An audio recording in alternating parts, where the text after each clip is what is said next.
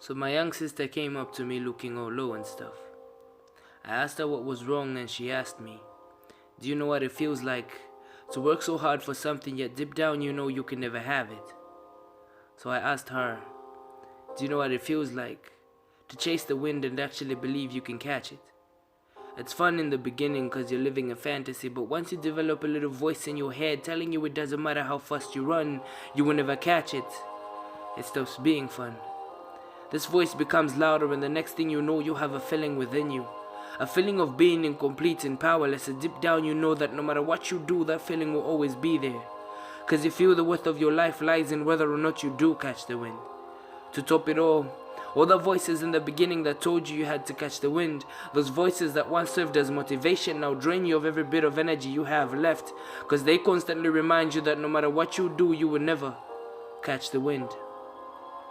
Funny thing is, these voices tell you have to catch the wind, yet they struggle to slay their own demons. All the differences yours are evident. But that's a story for another day. This is the story of my life. I was born into a world that expected me to behave a certain way, but time and again it always felt like I never will.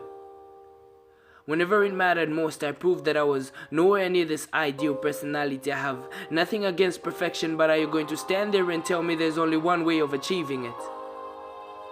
I looked into her eyes, and in that moment we created a bond.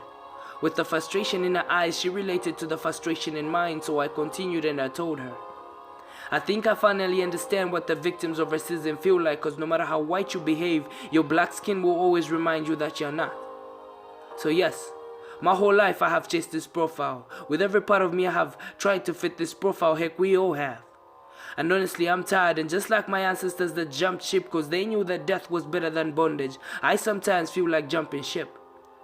The world's idea of how a person should behave, what they call good qualities, has been my prison. I'm an addict to this race to perfection, but what's funny is, quitting isn't the way out. And as if all this was not enough, I'm given an older brother that seems to find this race easier to run than I do. See, I have been told I'm inconsistent. In other words, I start things but never seem to see them through, which would imply that I lose focus fast. I have been told I can't really read people because a person can be hit by my actions, but I won't notice unless they chose to show me.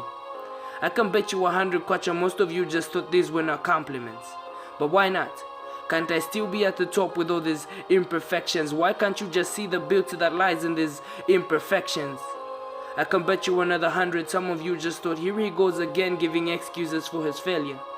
Look, it's not like I don't try to change these things about myself, and honestly, there are moments when one would never use those words to define me, but with time I get tired, and no matter what I do, it always feels like I'm not being true to myself.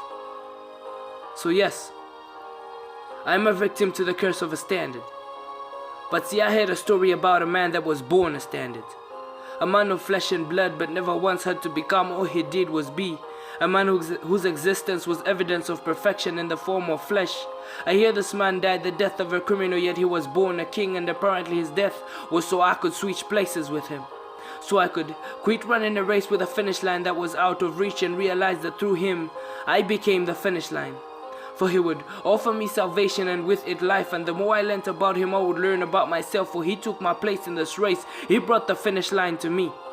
Now if the story is true, it means believing this man, accepting his truth would make me perfect. He would be the Michael Scofield to my prison break, and the words he spoke, the blood he shed would be like the tattoos that would lead me to my prison break. So the question is the story true? Or is the Pope a Catholic? Am I a male by gender? Is bittersweet poetry the best? If not for the people that reminded me that I wasn't perfect, I wouldn't have known that I had to be.